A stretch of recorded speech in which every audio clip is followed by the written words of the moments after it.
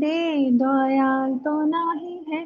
ओरे अपराधा दूरे जाबे पाबे प्रेम धन, ओरे अपराधा दूरे जाबे पाबे प्रेम धन। दयाल निताय चैतन्य बोले नाची अमर मन। विचार तो नाही है, विचार तो नाही है, वो नामे अपराध विचार तो नाही है। তখন কৃষ্ণ নামে রুচি হবে ঘুচিবে বন্ধন, তখন কৃষ্ণ নামে রুচি হবে ঘুচিবে বন্ধন। দয়ানিতায় চৈতন্য বলে নাচি আমার মন। अनुराग तो हमें है, अनुराग तो हमें है, कृष्णा नामे अनुराग तो हमें है। তখন অনায়াসে সফল হবে জীবেরা জীবন, তখন অনায়াসে সফল হবে জীবেরা জীবন। দয়াল নিতাই চৈতন্য বলে নাচি আমার মন। जीवन तो नीचे है, जीवन तो नीचे है, कृष्ण आरती बिना जीवन तो नीचे है। শেষে বৃন্দাবনে রাধা শ্যামের পাবে দর্শন, শেষে বৃন্দাবনে রাধা শ্যামের পাবে দর্শন। गौर कृपा हाले है, गौर कृपा हाले है, गौर कृपा हाले है, गौर कृपा हाले है। दयाल निताय चैतन्य बोले नाची अमर मन। हरे कृष्णा कृष्णा कृष्णा हरे हरे, हरे राम राम राम हरे हरे। हरे कृष्णा कृष्णा कृष्णा हरे हरे, हरे राम राम हरे हरे। शिला प्रभुपाद की जय। हरे कृष्ण माता जी। Hare Krishna Mataji. Very nice Mataji. Thank you. Hare Krishna. Let's begin with our prayers. Om Agnana Timirandasya Gnananjana Shalakaya Chakshurunnimittamena Tasmai Shri Guruve Namaha. Shri Chaitanya Manobhishtam Sthapitamena Bhutale Sarvapakadamayam Tatapi Swapadantikam. He Krishna Karuna Sindhu Dinabandhu Jagatpate Gopusha Gopika Kanta Radha Kanta Namaste. तप्त कांचन गौरंगी राधे वृंदावनेश्वरी वृषभानुसुते देवी प्रणमामि हरिप्रिये। जय श्री कृष्ण चैतन्य प्रभु नित्यानंद श्री अद्वैत गदाधर श्रीवासादि गौर भक्त वृंदा। हरे कृष्ण कृष्ण कृष्ण हरे हरे, हरे Ram Ram Ram Hare Hare. We have to do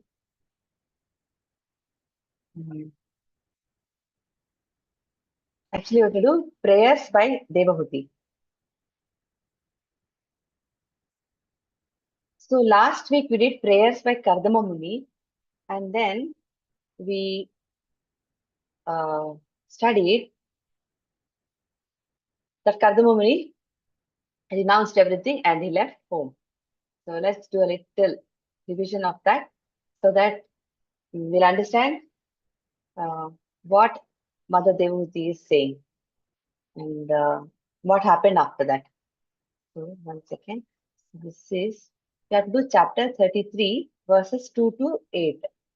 We'll go a little back just to revise.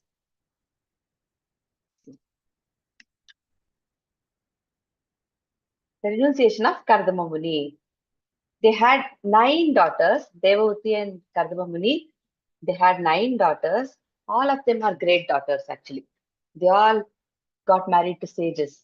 Kardama Muni got them married to great sages, and we know some of them actually by name. See here, we read this. Daughter Kala was married to Marichi, Anasuya was married to Atri, then Shraddha to Angira Muni, Avirabhu to Pulastya Muni. We have heard all the sages' names actually. And daughter Gati to Pulaha, Kriya to Kratu, Khyati got married to Bhrigu Maharshi, Arundhati to Vashishta Muni. See, all these are daughters of Kardama Muni. And then Shanti to Atharva. Because of Shanti, sacrificial ceremonies are well performed. So after this, they have a son named Kapila Muni. Kapila Muni is the incarnation of the Supreme Personality of Godhead himself. Then Kardama Muni says, please, he offers his obeisances to Kapila Muni. He says, oh Lord, please give me permission. I want to go see. Today I have something to ask from you, who are the Lord of all living entities. Since I have now been liberated by you from my debts to my father, that is Lord Brahma, Brahma gave him instructions he said everything. He said, get your daughters married to all these sages. That was also his instruction. He said, get married and have kids. That was also his instruction. So he said, he's free from his debts for his father, Brahma. And since all my desires are fulfilled, I wish to accept the order of an itinerant mendicant. Renouncing this family life, I wish to wander about free from lamentation, thinking always of you in my heart. So he leaves. Then after he leaves, what happens? Kapila Muni is with the mother. All the daughters are gone. Husband also leaves. So Kapila Muni and his mother, they are there. And then Shaunaka Rishi is saying here, although he is unborn, the Supreme Personality of Godhead took birth as Kapila Muni by his internal potency. He descended to disseminate transcendental knowledge for the benefit of the whole human race. Though he is going to give this knowledge to his mother, the age does not matter. Mother accepts the son as her spiritual master, and she asks some very important questions, and he'll answer all those. Prabhupada has this book, Teachings by Kapila Muni. It's a small book. You can actually buy that because all this from chapter 25 to 33, all this is condensed in that book. It has all the information very nicely given to us. So here what happens? Now, there is no one who knows more than the Lord himself, right? He himself is giving us this knowledge. No one is more worshipable or more mature yogi than he. He is therefore the master of the Vedas, and to hear about him always is the actual pleasure of the senses. Now, she's telling Kapila Muni, I'm very sick of the disturbance caused by my material senses. But because of this sense disturbance, my Lord, I have fallen into the abyss of ignorance.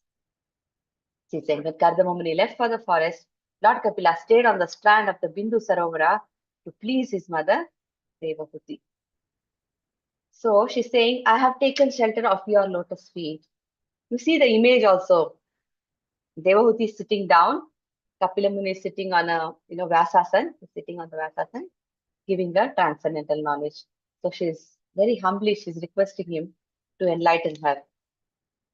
Because you're the only person of whom to take shelter. You are the axe which can cut the tree of material existence. I therefore offer my obeisances unto you, who are the greatest of all transcendentalists. I inquire from you as to the relationship between man and woman and between spirit and matter. So, what Kapila Muni speaks is about Sankhya philosophy. Sankhya means to count. So, what he speaks is analytical description of soul and body, soul and body, spirit and matter. So, this goes on for like 4 or 5 chapters, and he also glorifies devotional service. The conclusion is if you want to attain Krishna, you have to perform loving devotional service. That he explains very nicely. He is saying here, I shall now explain unto you the ancient yoga system, which I explained formerly to the great sages. It is serviceable and practical in every way. The stage in which the consciousness of the living entity is attracted by the 3 modes of material nature is called conditional life. But when that same consciousness is attached to the Supreme Personality of Godhead, one is situated in the consciousness of liberation. We have our conditional duty and constitutional duty. It's talking about that. So when one is completely cleansed of all the impurities, like lust, greed, all this, loha, mada, matsarya, all this we have produced from the false identification of the body as I and bodily possession as mine, one's mind becomes purified. In that pure state, it transcends the state of so-called material happiness and distress. See, the happiness what we feel sometimes, we win something, we feel very happy. Something we hear a good news, we think, wow, what a great news, and we feel happy. That is all material happiness. True happiness is in, it's on a transcendental platform. It's on the transcendental platform. And a yogi who is actually a bhakti yogi is never disturbed. material happiness or distress does not touch him at all. So a person will transcend that stage. That's what happened to Kardama Muni. He was completely absorbed in the thoughts of the Lord and he left home. So he's talking about devotional service. We'll go there. Let's see. She's saying, my dear son Kapila, after all, I'm a woman. It is very difficult for me to understand the absolute truth because my intelligence is not very great. But if you will kindly explain to me, even though I'm not very intelligent, I can understand it and thereby feel transcendental happiness. Whenever we approach the spiritual master, we have to be completely like a plain sheet of paper, clean slate of board. Nothing. All our scholarship and all this material qualifications, skills, talents, everything we should not count. To just be like a child, I don't know anything, please enlighten me. That's the attitude. Very humbly, we must receive the knowledge. So that's what she's doing. And she's saying, as a woman, see, why women? Because women, they were not performing Ashtanga yoga. And most mothers, we also face this challenge in today's world. But there are more reasons why she's saying I'm a woman. Tulsi Maharani also said the same, right? They were not allowed to do Ashtanga yoga, and mothers have their own challenges. And in Bhagavad Gita also, this shloka is there where it says, women and Shudra both are qualified to become Krishna conscious. They can definitely attain Krishna. So here, Kapila could understand her purpose and he became compassionate towards her because of being born of her body. Then, let's move on. He spoke very nicely.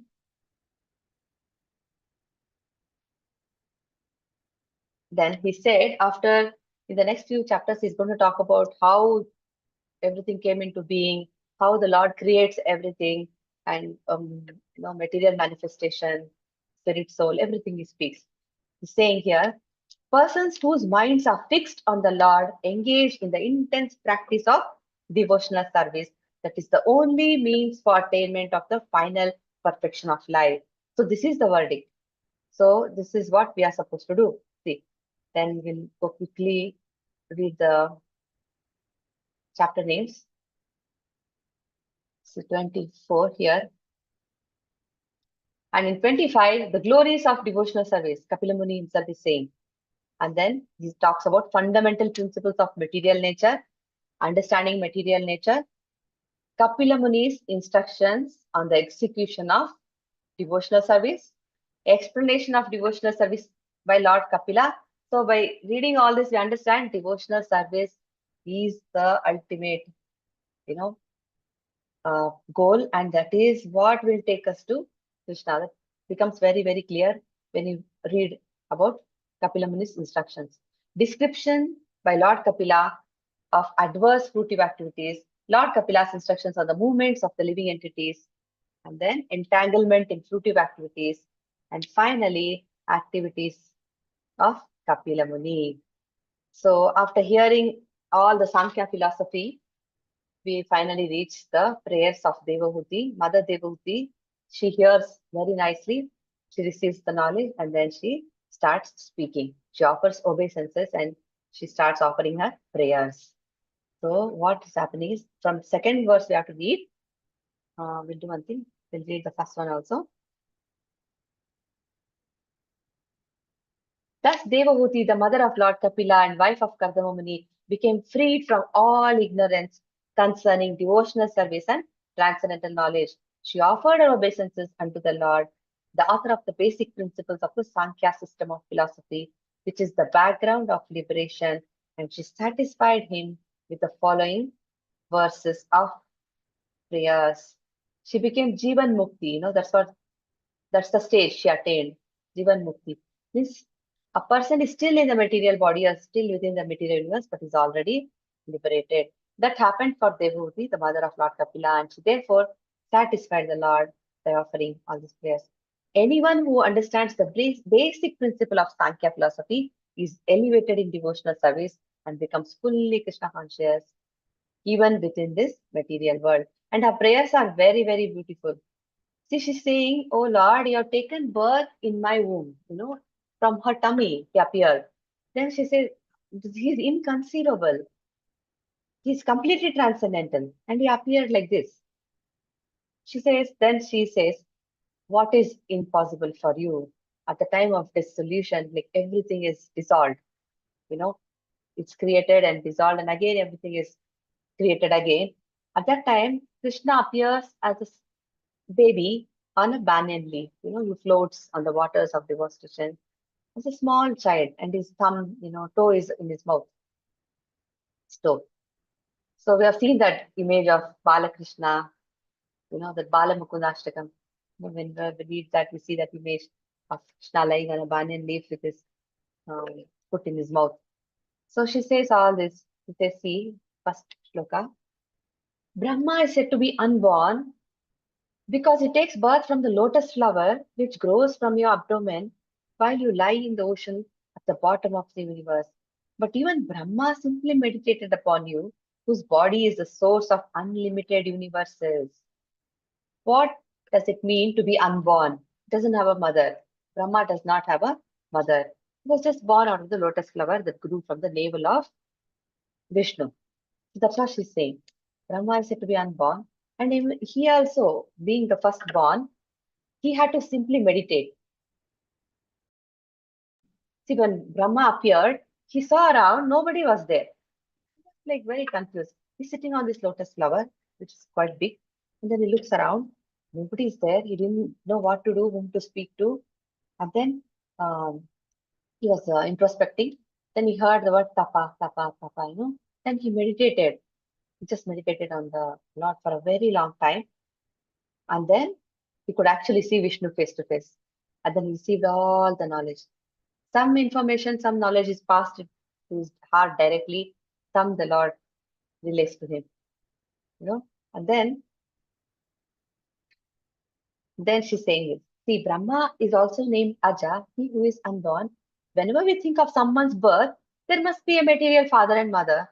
For thus one is born. So what is impossible for Lord? He can create something. He doesn't need a lady to create something. He just glances and the material creation just happens. It is like that. So she's saying this. Can someone read this purport, please? Hare Krishna. I'll read, Mataji. Yes, Mataji. Hare Krishna, Mataji. Hare Krishna, everyone. Brahma is also named Aja, he who is unborn. Whenever we think of someone's birth, there must be a material father and mother.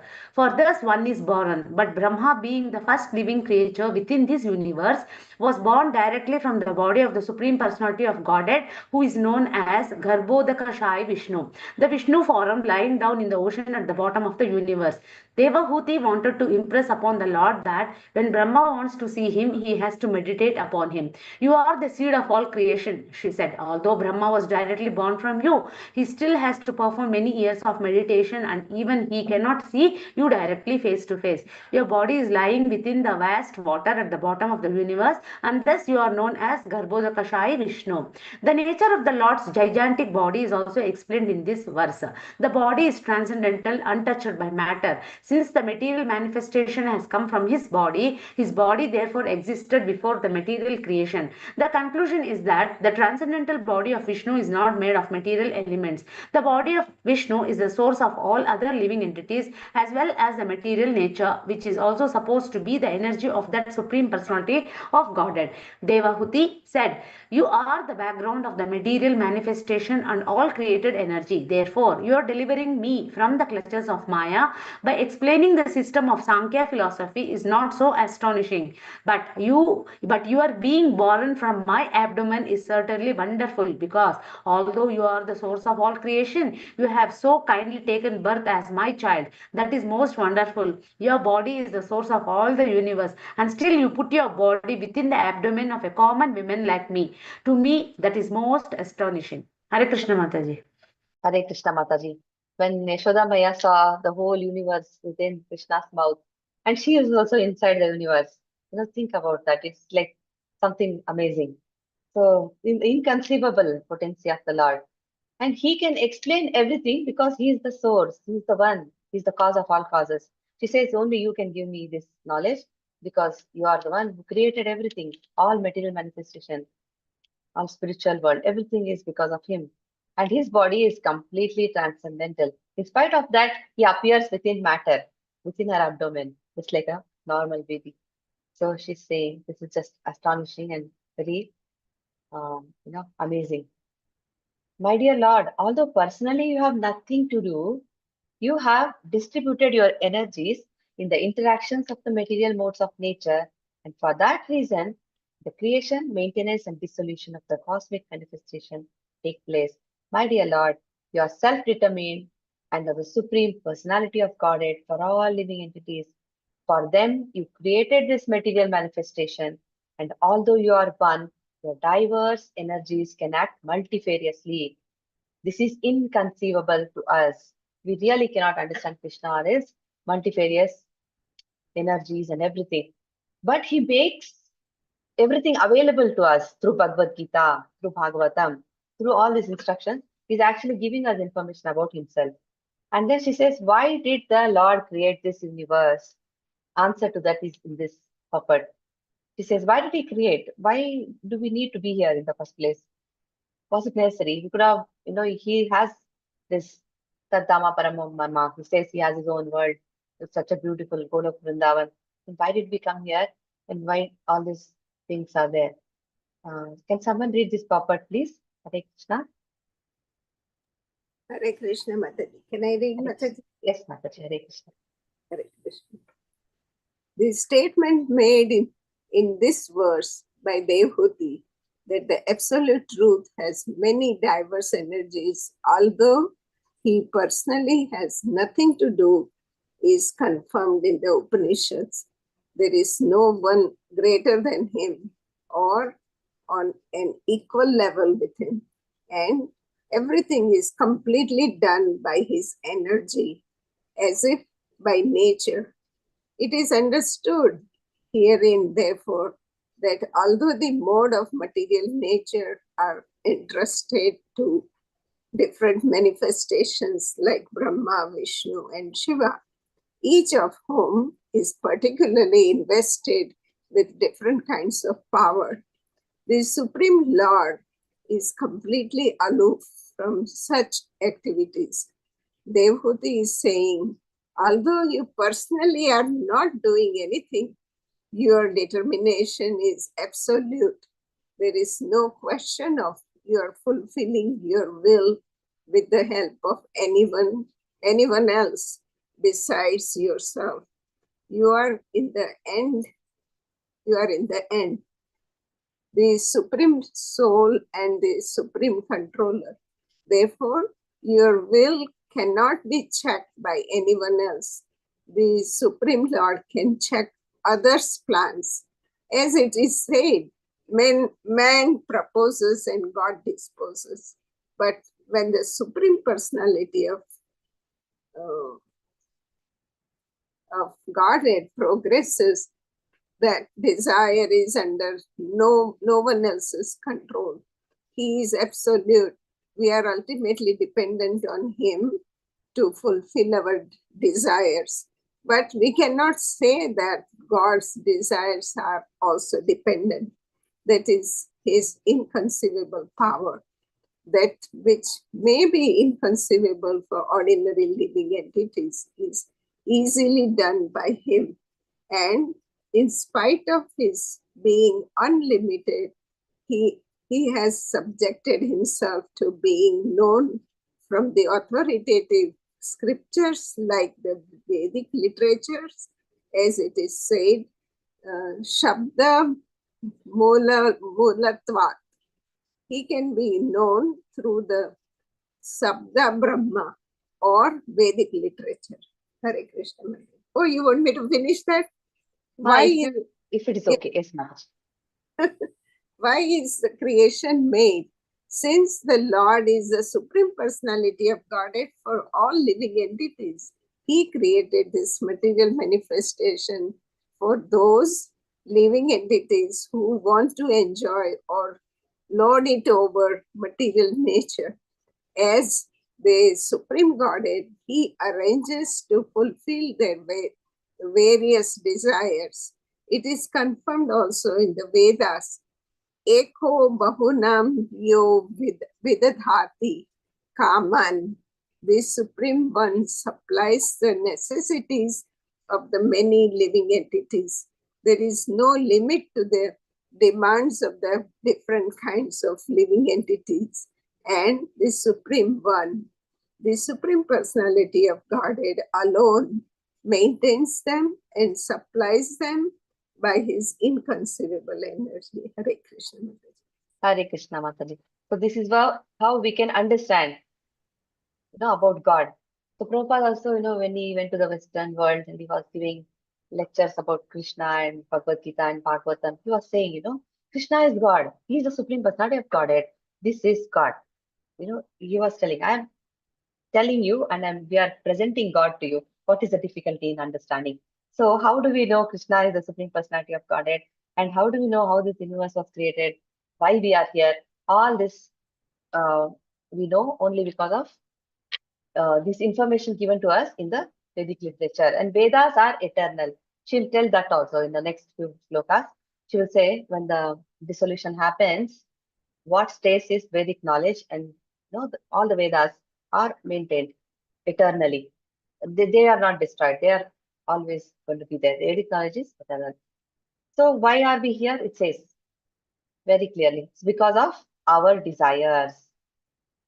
Because of our desires. He created this. Why is the creation made?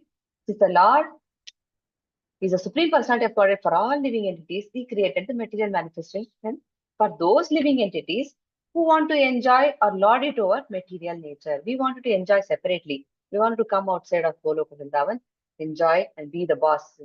Let me also enjoy independently. We wanted to be independent of Krishna, but that is not possible. We are so much dependent on him. Even for the air we breathe, the water we are drinking, the food and the light, everything we are completely dependent on the Lord. So he supplies the necessities to us. There is no limit to the demands of different kinds of living entities. We have so many demands. We don't understand. But he knows, even whatever we are thinking, we don't have to express it in words, but Krishna knows our heart. So based on our demands, our desires and activities, we are experiencing different things, going through the cycle of birth and death. And he alone can maintain us and supply us. He's provided sun, moon, everything. And that is possible because of his inconceivable energy. All this, how do we know? Only when we hear from an acharya coming from a bona fide parampara system. That's the way to understand. So as the Supreme Personality of Godhead, you have taken birth from my abdomen. Oh my Lord, how is that possible for the Supreme One who has in his belly all the cosmic manifestations? See, in his belly, we saw in universal form. Everything is in the universal form. All the planetary systems are there, demigods are there. Now you see oceans and that, and everything is there. That same person is taken birth as a little baby in her womb. The answer is that it is possible for at the end of the millennium to lie down on a leaf of a banyan tree, just like a small baby. You lick the toe of your lotus feet. She's saying anything is possible for you. Okay, let's see. At the time of dissolution, the Lord appears as a small baby lying on a leaf of a banyan tree, floating on the devastating water. Nothing is there, only the baby on the leaf. Everything, is destroyed. All the living entities are absorbed into this one. And when it is time again we get suitable bodies based on our karmic accounts and desires and all that. If we are very fortunate and we are liberated and we're actually qualified, we may go back to Vaikuntha planets or we may go back to Golok Vrindavan. Others, we have to come back in some other body, in the womb of some mother. Therefore, Devahuti suggests you are lying down within the abdomen of a common woman like me is not so astonishing. You can lie down on a leaf of a banyan tree and float on the water. So therefore, it is not very wonderful that you can lie down in the abdomen of my body. You teach us that those who are very fond of children, so by this example, what do we understand? See, everyone wants to enter married life and they will have children because they will desire to have some children, who therefore enter into marriage to enjoy family life with children, can also have the Supreme Personality of Godhead as their child. It is possible if we are qualified. The most wonderful thing is that the Lord Himself licks the stove. Why does He do that? Because He wants to taste the nectar for which the devotees always aspire. So there must be some transcendental pleasure in the toes of His lotus feet. Why are devotees so much attached to my lotus feet? He wants to find out why. Just like Chaitanya Mahaprabhu, he was experiencing the love what Radharani was experiencing for Krishna. Why does Radharani love me so much? What is, he wanted to experience that. How is that love? So, in order to taste his own potency, he does that. He sometimes takes the position of tasting himself. Lord Chaitanya is Krishna himself, but he appears as a devotee to taste the sweetness of the transcendental mellow in himself, which is tasted by Srimati Radharani, the greatest of all devotees. So nice. My dear Lord, you have assumed this body in order to diminish the sinful activities of the fallen and to enrich their knowledge in devotion and liberation. Why does he have to come here so many times? He himself appeared, on the battle of Kurukshetra, on the battlefield, he gave the knowledge of Bhagavad Gita. And then, like this, he takes so many incarnations, and now he has appeared as Kapila Muni. Why does he come? To diminish the sinful activities of the fallen and to enrich their knowledge in devotion and liberation. That is his purpose. Since these sinful people are dependent on your direction, by your own will, you assume incarnations as abode and as other forms. Similarly, you have appeared in order to distribute transcendental knowledge to your dependents. See, Advaita Acharya also, when he saw there were so many problems, everybody is materialistic. Nobody has real devotion in their hearts. So when he saw that, it was hurting him so much. So he prayed, "Oh Krishna, please come. Please come. We need you so much." And then Chaitanya Mahaprabhu, appeared. So like that, he appears for this. So in the previous verse, the general transcendental qualifications of the Supreme Personality of Godhead were described. Now the specific purpose of the Lord's appearance is also described. By his different energies, he bestows different kinds of bodies upon the living entities who are conditioned by their propensity to lord it over material nature.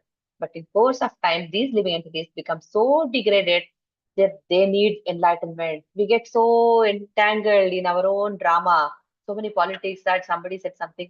This is happening to us only when we are among devotees, because every day we are in touch with devotees. We're actually, studying all this, chanting and trying to make progress. Otherwise, it's very easy to get lost. And sometimes living entities, they go into mode of ignorance. They commit so many sins, and they have their own logic for that. If you ask someone, why did you kill this person, they'll give big explanation, and they will say they were right also. Probably they'll try to prove that I was right in doing this. So that's how ignorant people are.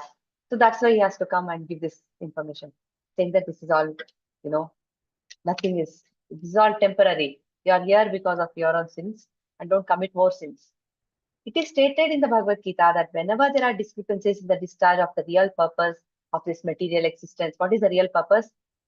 To get rid of all the anarthas and go back home. The Lord appears as an incarnation, and he, exhibited all his pastimes, such sweet pastimes with all the gopas and gopis.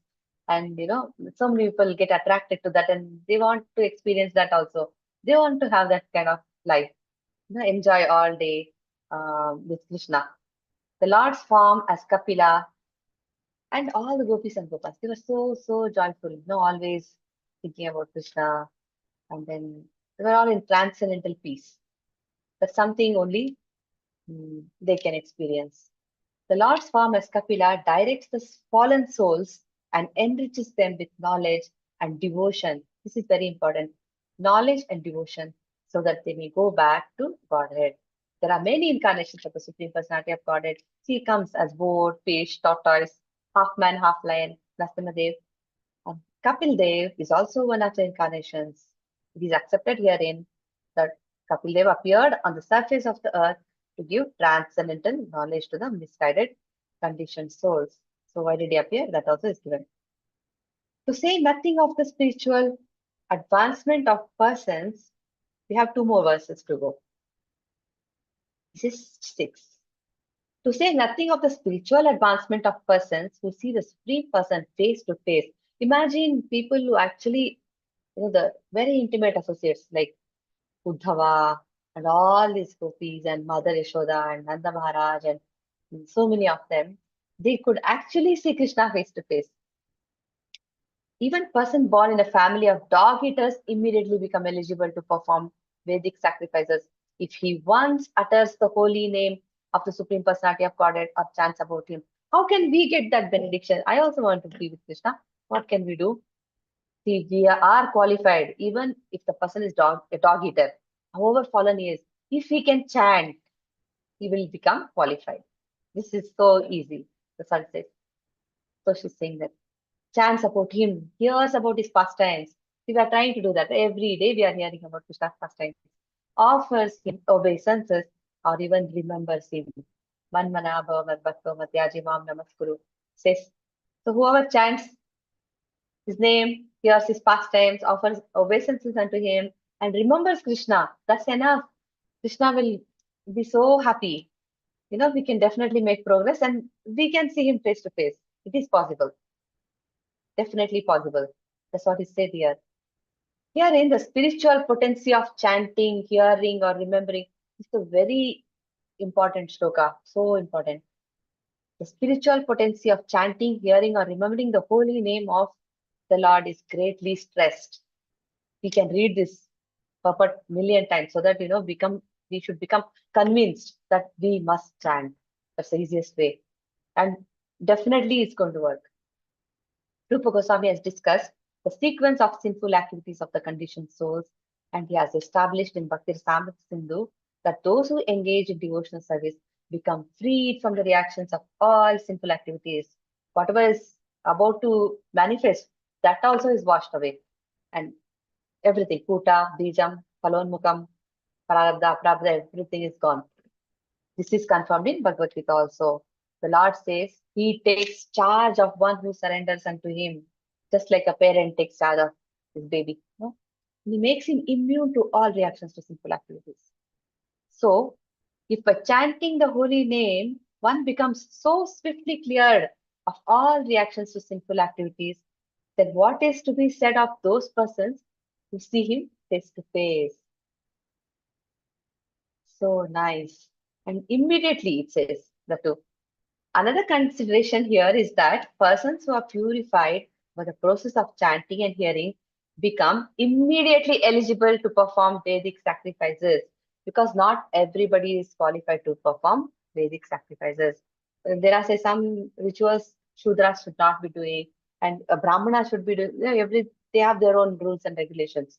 But a person who is following this chanting and hearing, Prabhupada, all these people who became Vaishnavas, they gave their life for Krishna consciousness. And our own Jayapatak Swami Maharaj, we can see him, how he is. He was not born in a Brahminical family, but he took Diksha, he gave his life. So they become eligible for everything because Vaishnavas are beyond all these 4 Varna systems. Generally, only a person who is born in a family of Brahmanas who has been reformed by the 10 kinds of purificatory processes and who is learned in Vedic literature is allowed to perform the Vedic sacrifices. But here the word sadhya, immediately, in the shloka there is the word sadhya, that means immediately, as soon as you start chanting, you are qualified to do all this. And Sridhar Swami also remarks that one can immediately become eligible to perform Vedic sacrifices. A person born in a family of the low caste, which is accustomed to eat dogs, is so positioned with his past sinful activities. We take birth in a certain family because of our own sinful activities. Some people are born in a very simple family. Some people are born in a Vaishnava family. And some people are born in a very nice, family which is quite wealthy. They have all the facilities. All this is because of our own activities. But by chanting or hearing once, the Haridas Thakur was born in a Muslim family. and they eat all kind of things. And in spite of that, he surrendered to Chaitanya Mahaprabhu and he became Namadas, used to, Namacharya. So he's immediately relieved of the simple reaction. So that point is stressed here. Taking birth in the family of a Brahmana, certainly due to pious activities in one's past life, but still a child who is born in a family of a Brahmana depends for his further reformation upon initiation into acceptance of a sacred thread and many other reformatory processes. So again, the chanting is stressed so much. A person who chants the holy name of the Lord, even if born in a family of Chandalas, does not need reformation. You don't need any kind of purificatory ceremonies, nothing. The person is already has a taste for chanting, doesn't need any kind of purification because the process itself is so purifying and he is favored by the Lord himself. And without offense, that is very important. We have to chant without offense. And then he immediately becomes more than a Brahmana. So nicely it's given here. Initiation depends on the bona fide spiritual master who directs the disciple. If he sees that a disciple has become competent and purified by the process of chanting, he offers the sacred thread to the disciple just so that he will be recognized as 100% equal with the Brahmana. There is Brahmanical initiation, first there is Harinam initiation, and then Brahmanical initiation is there. So all this process is described here. It is sometimes remarked that by the chanting process, one begins to purify himself and can take birth in his next life in a Brahmana family. See, if we are purified, the Lord will give us a chance. He will put us in a Brahmana family so that, from whatever we are doing this here at this moment in this life, we carry this to the next life. Based on that, we'll get a suitable family and we'll get Vaishnava association and provide us an opportunity to make further progress. So a bona fide spiritual master is very, very important. He bestows upon the disciple the position of a Brahmana by his own judgment, because only the spiritual master will know how much we have progressed, where we stand. When one is accepted as a Brahmana in the sacred thread ceremony under the Pancharatrika system, then he is Dvija, twice born. Once we are born, we have a father and mother, which we don't decide which father, who will be my father, who will be my father, who will be my mother. The Lord himself, provides us, material nature provides us, we are pushed into this material world actually. But twice born, we take birth again in the sense we accept the spiritual master as the father and Vedas as our mother when we take initiation. By the process of initiation by the spiritual master, person is accepted as a Brahmana in this purified state of chanting the holy name of the Lord. So many times in this purport we hear this word chanting, chanting, chanting. So very important to take the holy name of the Lord. He then makes further progress to become qualified Vaishnava. Okay. So she's saying, Devahuti is now saying, now she knows the importance of all this. She's saying, how glorious are they whose tongues are chanting your holy name? So how important is this purport for us actually? We may take it very lightly. Oh, I have to chant today because Prabhuji asked me to chant, or because in Krishna consciousness, everybody is saying you must chant. So I think I must chant because I'm following the regulative principles or whatever. But she's saying, how glorious are we who are chanting, saying the tongues, whose tongues are chanting your holy name. Even if born in the families of dog eaters, such persons are worshipable. He's saying whoever is chanting, they should be worshipped. Persons who chant the holy name of your Lordship must have executed all kinds of austerities and fire sacrifices and achieved all the good manners of the Aryans, because only an Aryan, only they are civilized and they are actually leading a very proper spiritual life. To be chanting the holy name of your Lordship, they must have bathed at holy places of pilgrimage, studied the Vedas, and fulfilled everything required. So if somebody is actually a Vaishnava or a senior Vaishnava, who's completely in Krishna consciousness. So It is said that the person must have already performed all these austerities, must have done fire sacrifices, and must have bathed at so many holy places. All this punya is there. That's why we have got Prabhupada in our life, no? It's like that. That's what it means. That is mercy. As it is stated in the previous verse, a person who has once offensively chanted the holy name of God becomes immediately eligible to perform Vedic sacrifices. One should not disbelieve or think, how by chanting the holy name of the Lord can one become a holy man to be compared to the most elevated Brahmana? We should not disbelieve, because this is coming from Devahuti sitting in front of the Lord himself. We should have complete faith, because a doubting soul will never be in peaceful, at peace. They will never be peaceful. The person who is always doubting. Somebody is saying, see, a spiritual master is already seen the truth. He knows the truth. They are trying to guide us to uh, back home, guiding us in the proper direction, and we're doubting them. Then we are very unfortunate. It's a very unfortunate situation if we cannot take advantage of all this. We should not think like this. To eradicate such doubts in the minds of unbelievers, the verse affirms that the stage of chanting the holy name of the Lord is not sudden. Suddenly one day we cannot just get up and chant. This has happened because of our previous births. In our previous birth, we must have done some punya, some Vedic ritual, some sacrifice, some austerity. Certainly we have done something for us to have this benediction that, somebody is coming into our life and they're saying, please chant. All this must first have been done. Just as a student in a law class is to be understood to have already graduated from general education. If a person is in a, is already in degree, right? That means he's already finished first grade, second grade, third grade, fourth grade, fifth grade. He's finished his 10th standard and then finished his pre-university. Then he's gone there, right? Just like that, a person who is chanting has already passed all these lower stages. That's what is given. So we understand the importance of the holy name. So here, the holy names of the Lord are innumerable, and one does not have to chant all the names to prove that he has already undergone all the processes of Vedic ritualistic ceremonies. The holy names given Hare Krishna, Krishna Krishna, Hare Hare, Hare Ram, Ram Ram, Hare Hare.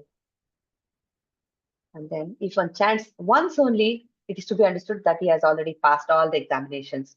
Not to speak of those who are chanting always, 24 hours a day. Imagine just once if a person chants. Somebody asked this question to Chaitanya Mahaprabhu. How can we recognize a Vaishnava? Who is a Vaishnava? He said if a person is actually chanting Krishna's name once, Hare Krishna once, then he is a Vaishnava. It is specifically said here, Tubhyam, unto you only. One must chant God's name, not as the Mayavadi philosophers say, any name. They say any name is fine. Chant the demigod's name also, you're okay. Something else also is okay. That's not so. Holy name is the holy name only. Only the holy name of the Supreme Lord will be effective. Anyone who compares the holy name of the Supreme Lord to the names of the demigods is called Pashandi, or an offender. Krishna is not equal to any demigod. We should not compare him to anybody else. So the holy name has to be chanted to please the Supreme Lord. Why are we chanting? To please the Lord, not for sense gratification or for some professional purpose or to get some kind of merit or, to make a show that, look, I've become so great. I'm such a great devotee. Look at my Japamala, I'm chanting. It's not for a show. This is only to please the Supreme Lord. It's given here. If this pure mentality is there, then even though a person is born of a low family, he's so glorious that not only has he purified himself, but he's quite competent to deliver others. Whatever we are doing, we are actually benefiting our family, our friends, everybody. Everybody gets the benefit. Prahlad Maharaj could liberate the whole family in 21 generations. Think about that. So offenselessly chanting the holy name has so many benefits. It doesn't just benefit us, benefits the whole world. There are many other Vedic performances which are not described here. All such Vedic rituals have been already performed by the chanters of the holy name. So, another thing is mentioned here. Unless one studies the Vedas, one cannot become an Aryan, but it is automatically understood that the chanters have already studied all the Vedic literature. If person is already has so much taste in the holy name, that means he's already studied the Vedas. Unless one studies Vedas, you cannot be called an Aryan. That means a person who is chanting is already an Aryan. So it's completed all the recommended acts. So very nice. And he becomes immediately freed from conditional life, and that anyone who hears the holy name of the Lord, even though born of a family of dog eaters, also becomes liberated from the clutches of material entanglement. Whoever hears our kirtan, they also benefit. Whoever hears, if you are chanting and somebody is hearing, they also benefit. Everybody, even the lizard in the house, if there are any flies, anybody. The trees also benefit. So this is the last shloka. Prayers by Devahuti.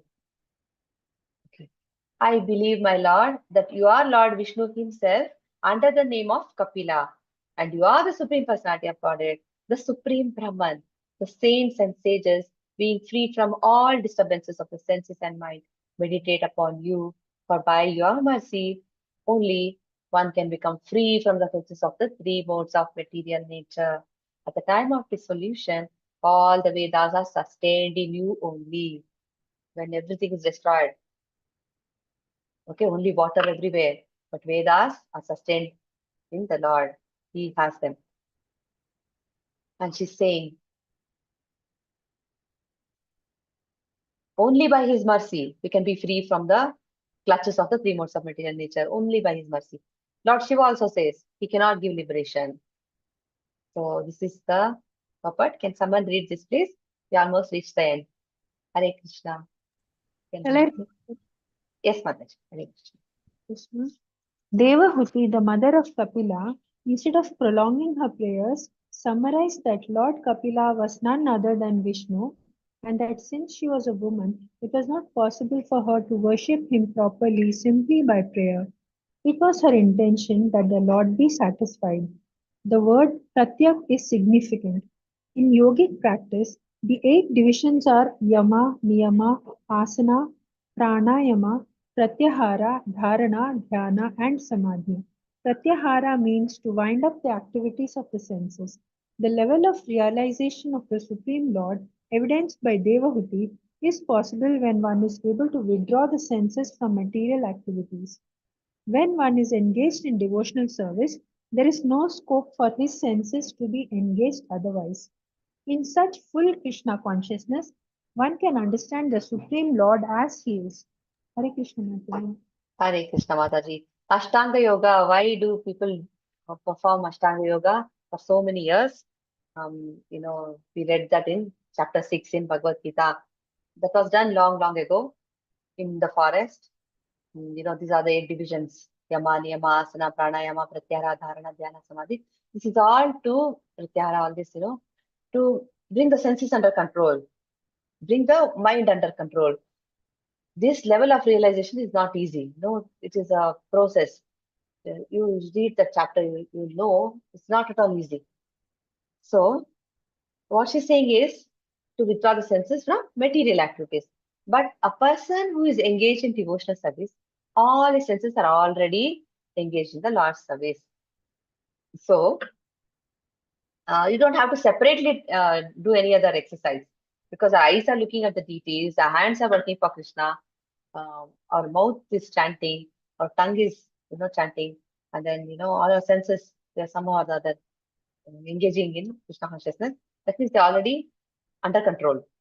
So when one is engaged in devotional service, there is no scope for his senses to be engaged otherwise.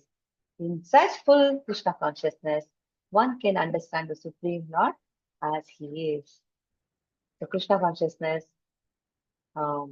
helps us to, to go back home. Definitely, that is the ultimate goal, to get Krishna's association.